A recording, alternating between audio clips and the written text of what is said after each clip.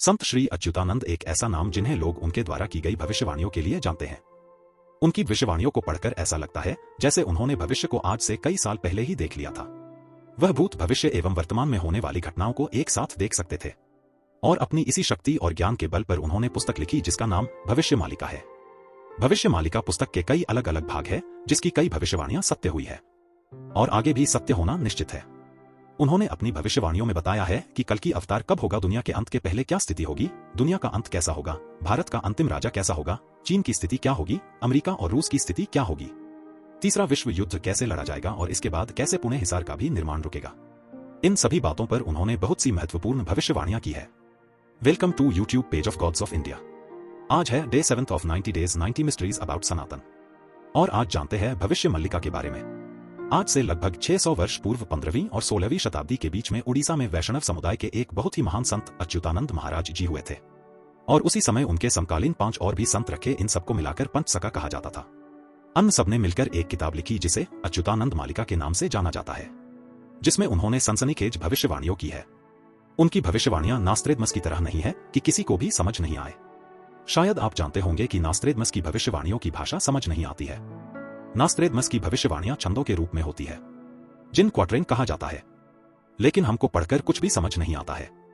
जब कोई घटना घट जाती है तो लोग कहने लगते हैं कि देखो नास्त्रेदमस ने तो ऐसा बोला था, लेकिन संत अच्युतानंद जी ने बिल्कुल क्लियर कट बोला है। इस पुस्तक में बहुत सी भविष्यवाणियां हैं, लेकिन कुछ महत्वपूर्ण भविष्यवाणियों को ही आज के इस वीडियो में हम जानेंगे। इनकी भविष्यवाणियों को हम 2 श्रेणियों में बांटकर देख सकते हैं। पहली श्रेणी में कलयुग के अंत की शुरुआत कैसे होगी, उसके लक्षण क्या क्या होंगे, और दूसरी श्रेणी में जब संसार का अंत शुरू होगा तो क्या होगा, कल की अवतार कहां पैदा होंगे, किस तरीके से विश्व का अंत होगा। पहली श्रेणी की वह भविष्य मालिका में लिखते हैं कि सूर्य अपनी परोपकारिता छोड़ देगा, अर्थात सूर्य से पृथ्वी पर जीवन देने वाला माना जाता है।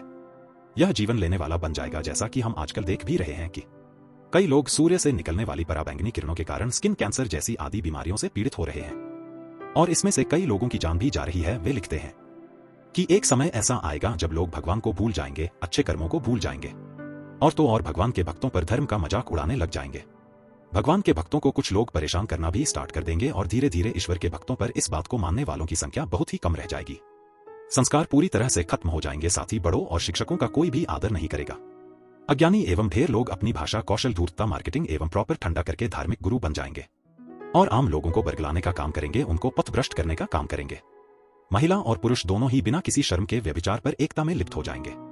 पुरुष का प्रेम संबंध पुरुषों के साथ एवं महिलाओं का प्रेम संबंध महिलाओं के साथ बनने लगेगा, पर इस प्रकार के प्राकृतिक प्रेम संबंधों को हमारा यह समाज मान्यता भी दे देगा। और सोचने वाली बात यह है कि जिस समय यह भविष्यवाणियां की गई थी उस समय भारत में भक्तिकाल का दौर चल रहा था और कोई भी इस प्रकार की बातें सोच भी नहीं सकता था, लेकिन आज के दौर में यह बातें बिल्कुल सच होती दिख रही है। बहुत कम उम्र में ही बच्चे अश्लीलता को अपनाने लगेंगे। उन्होंने अपनी भविष्यवाणियों में बताया है कि बहुत कम उम्र में ही बिना शादी के बच्चे भी पैदा होने लगेंगे। इसको आज के जमाने में लिव इन रिलेशनशिप के रूप में सच होता हुआ देख सकते हैं। विचित्र प्रकार की बीमारियां एक के बाद एक इस दुनिया में आना शुरू हो जाएंगी। ऐसी बीमारियों की वजह से लाखों करोड़ों लोग काल के गाल में समा जाएंगे। गांवों में, कस्बों में एवं शहरों में जंगली जानवर, सांप, बिच्छू का हमला होगा और आप न्यूज में देख भी सकते हैं कि कई जानवरों और सांपों के शहर में घुसने की खबर आती रहती है। जगन्नाथपुरी को जोड़ने वाले एक राष्ट्रीय राजमार्ग का निर्माण होगा, जबकि दोस्तों ऐसा 600 साल पहले नेशनल हाईवे का कोई कॉन्टेक्ट नहीं था। उड़ीसा का अंतिम राजा एक बालक वृद्ध होगा, अर्थात ऐसा व्यक्ति जिसकी उम्र तो ज्यादा होगी लेकिन बालक बुद्धि होगा। पुरी के अंतिम राजा गजपति महाराज होंगे, पर अभी भी पुरी के राजा गजपति महाराज हैं।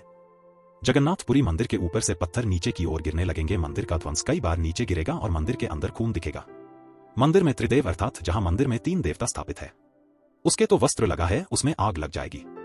मंदिर के प्रशासन में कई प्रकार की कमियां सामने आएंगी, पर इस प्रकार की घटनाएं कई बार जगन्नाथपुरी मंदिर में हो चुकी है। पत्थर नहीं गिरा लेकिन ध्वज कई बार गिर चुका है और भी कई कमियां निकली है। जब प्रलय आएगा तो जल स्तर इतना बढ़ जाएगा कि जगन्नाथपुरी की 22 BCD तक पानी भर जाएगा और जगन्नाथपुरी से भगवान को एक स्थान से दूसरे स्थान पर स्थापित किया जाएगा। अंत के पहले महंगाई अपने चरम पर होगी। खाने पीने की वस्तुएं दुर्लभ हो जाएंगी। खाने पीने की वस्तुओं के लिए लोग सड़कों पर दंगा करेंगे।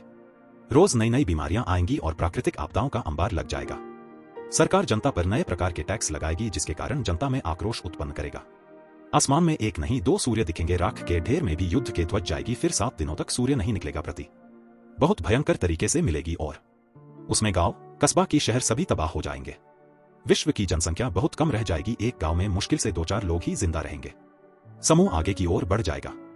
एक बहुत बड़ी सुनामी जैसी घटना होगी और समुद्र किनारे बसे दुनिया के कई शहर समुद्र में समा जाएंगे। उड़ीसा के 6 जिले डूब जाएंगे। भगवान जगन्नाथ एवं उनका परिवार दूसरी जगह पर जाकर बस जाएगा। उस स्थान का नाम छातियां बट होगा। 2023 में उड़ीसा में बड़ा जल प्रलय आएगा। फिर कल्कि अवतार होगा। इसके साथ ही 64 धार्मिक गुरु पर 80 अधिकारी भी जन्म लेंगे। लेकिन यह सभी वैष्णव संप्रदाय के नहीं होंगे बल्कि ग्रस्त होंगे। विष्णु व्यास अपने जसवंती कल्कि भगवान के माता पिता होंगे। इन दोनों के संयोग से चक्रपाणि अर्थात कल्कि भगवान जन्म लेंगे। इस पुस्तक में कल्कि भगवान का नाम चक्रपाणि बताया गया है। दूसरी पुस्तक अच्युतानंद शून्य संहिता के 4th अध्याय में लिखा है कि कलयुग के अंत में जब मानव मूल्यों का ह्रास हो जाएगा तब भगवान जगन्नाथ की कल्कि के रूप में संभल नामक स्थान पर जन्म लेंगे। एक अन्य स्थान पर गया का जिक्र भी आता है जो कि बिहार में पड़ता है। इसे भगवान विष्णु का स्थान माना जाता है और विष्णु शर्मा उनके पिता का नाम होगा। भगवान कल्कि का नाम चक्रधर होगा। बचपन में उन्हें बहुत सी दिक्कतों का सामना करना पड़ेगा, लेकिन अंत में वह इस अंधकार को चीर कर पृथ्वी पर बचे लोगों को निराकार मंत्र देंगे। अगाथा भविष्य मालिका के अनुसार, जो कि भविष्य मल्लिका का एक भाग है, के अनुसार जो भी लोग इस घोर कलयुग में धर्म के रास्ते पर चलने वाले हैं जान ले कि आदि कल्कि अवतार होंगे। इसका मतलब कि भगवान कल्कि का जन्म चक्रधर के रूप में होगा।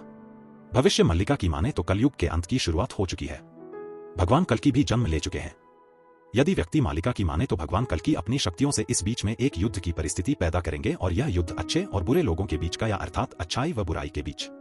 इस युद्ध की विभीषिका सबको झेलनी पड़ेगी। लोग कीट पतंगों की तरफ भरेंगे और लोग इतने भ्रष्ट हो जाएंगे कि त्राहिमाम करेंगे और किसी अवतार के अवतरित होने की प्रार्थना करेंगे, अर्थात गुहार लगाएंगे। और यही वह समय होगा जब कल्कि भगवान अपने आप को लोगों के समक्ष प्रस्तुत करेंगे। एक भयंकर युद्ध होगा और इसके बाद बिजली की जनसंख्या 64 करोड़ हो जाएगी। LM अर्थात आज के हिसाब से केवल 7-8% लोग ही बचेंगे और इसमें से भी 33 करोड़ लोग भारत में रहेंगे। अब 130 करोड़ पूरे विश्व में रहेंगे, मतलब भारत में भी 100 करोड़ लोगों को मरना पड़ेगा। यह मरने वाले वे लोग होंगे जो धर्म के रास्ते पर नहीं है, अधर्म के रास्ते पर है। जो लोग बंगला गाड़ी बनाने में इतने मग्न है कि मानव मूल्यों को उन्होंने छोड़ दिया है। इस युद्ध के बाद जब विश्व की जनसंख्या बहुत कम रह जाएगी तब इस विश्व का भगवान कल्कि पुनर्निर्माण करेंगे। इसके बाद 1000 वर्षों तक शांति बनी रहेगी। वृश्चिक मालिका की माने तो यह दुनिया अपने अंतिम पड़ाव पर पहुंच चुकी है। इसमें लिखा है कि 2025 के बाद का समय एक BBC का के समान होगा। तो दोस्तों, यदि भविष्य मालिका पुस्तक की कुछ महत्वपूर्ण भविष्यवाणी सच हुई तो आप इन भविष्यवाणियों के बारे में क्या सोचते हैं, आप हमें कमेंट सेक्शन में जरूर बताना। और यदि वीडियो अच्छा लगा हो तो प्लीज इस वीडियो को लाइक करें, दोस्तों के साथ शेयर करें और चैनल को सब्सक्राइब करें। धन्यवाद।